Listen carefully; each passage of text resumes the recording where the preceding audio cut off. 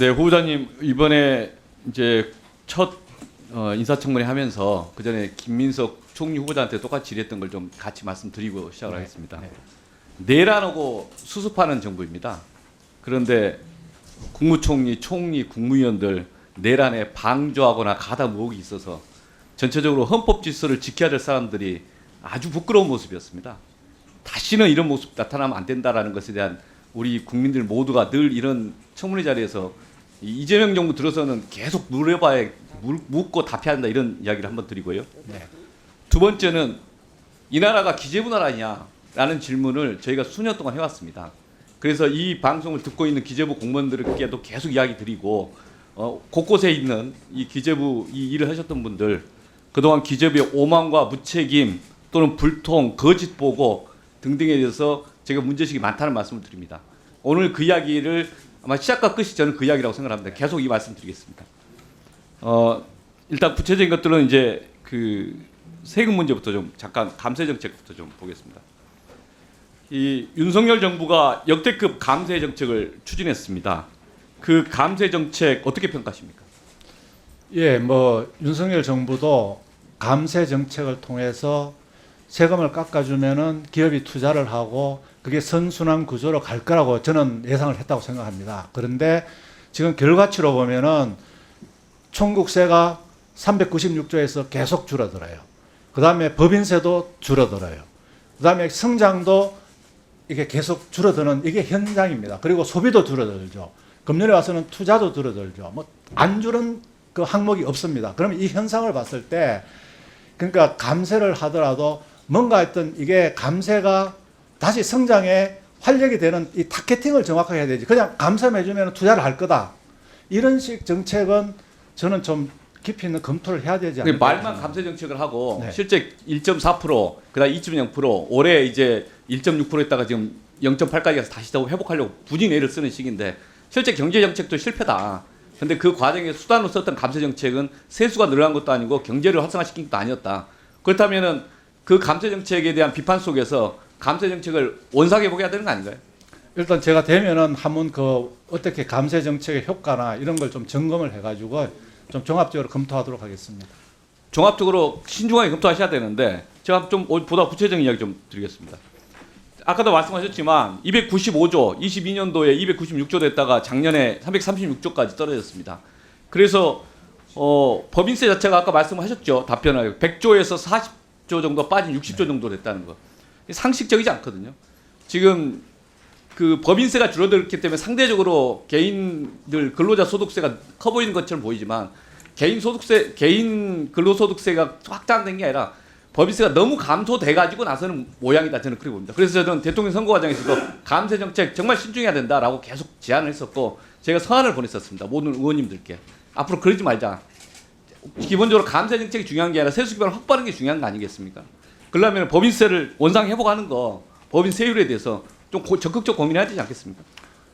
예, 뭐 하여튼 응능 부담이라든지 그 효과 이런 걸 따져서 또 하여튼 적극적으로 좀 아이디어를 내고 실제 적어도 원상 회복은 해야 되는 거 아닌가에 대해서 고민해 보셨으면 좋겠고요. 두 번째, 아까 박홍근 의원님도 말씀하셨는데 저는 금투세 도입한다고 계속 주장했었고 그 논쟁 과정 속에서 결국에 시행을 못했지만 금투세의 도입의 전제로 증권거래소 폐지했지 않습니까? 사실상 제로가 됐지 않습니까?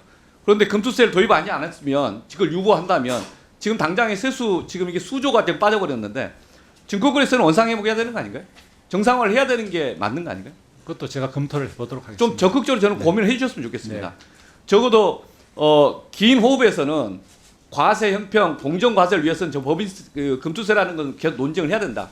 근데 지금 작년에 그런 결정에서 바로 도입하는 건 적절하냐 논쟁의 영역이고 정치의 영역이지만 적어도 세수가 크게 결손이 발생한 것에 대해서 회복을 해야 되는데 그 증권거래소에 대해서 적극적인 대안, 구체적 로드맵을 짜지 않으면 지금 국정 운영하는 게 너무 힘들 것 같아요. 저는 보기에. 예, 의원님 말씀대로 제가 세수를 회복하더라도 그 돈을 가지고 제대로 써서 제대로 만약에 한다면 오히려 더 선순환이 될 수 있는 그런 식으로 저는 적극적으로 설득을 해야 한다고 봅니다. 네.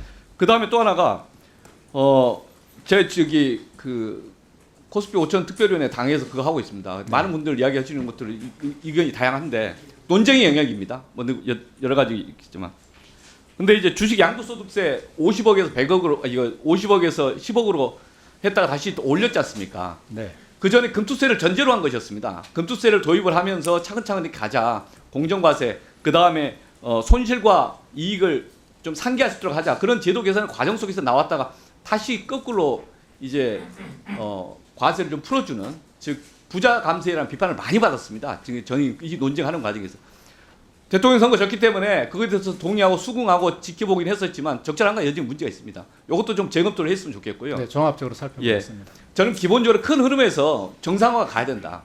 그리고 정상화 가되 최근 이제 약간의 그 논쟁이 있습니다. 주식시장 활성화 관련해서 배당수 분리과세 논쟁이 있어서 이 부분에서는 좀 이소영 의원이라고 저희 당의 의원님이 법안 발의한 것들이 있는데 한번 이걸 기계적으로 바로 도입할 것인가 논쟁의 영역이기 때문에 제가 일방적으로 이야기하지는 않겠지만 함께 고민해볼 필요가 있는 것 같습니다.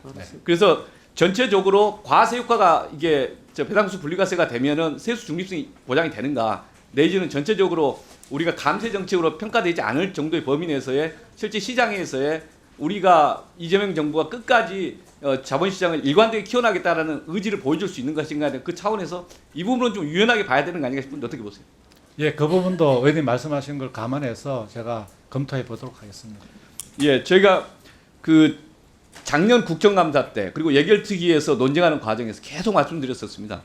전반적으로 한 80조 이상의 감세를 했는데 그 감세 정책이 지금 와서 보면 너무나 버겁다. 그리고 그 중에 상당 부분은 원상회복해야 된다.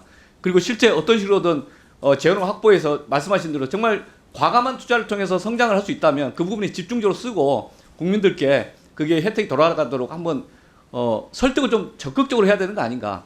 예, 함께 이 부분에 주저없이 좀 설득을 하면서 같이 가면 어떨까 싶습니다. 적극적으로 해주시겠습니다. 예, 의원님 말씀하신 사항을 제가 잘 검토해 가지고 예, 고맙습니다. 하겠습니다. 오후에 또 추가 질의하겠습니다. 네, 수고하셨습니다.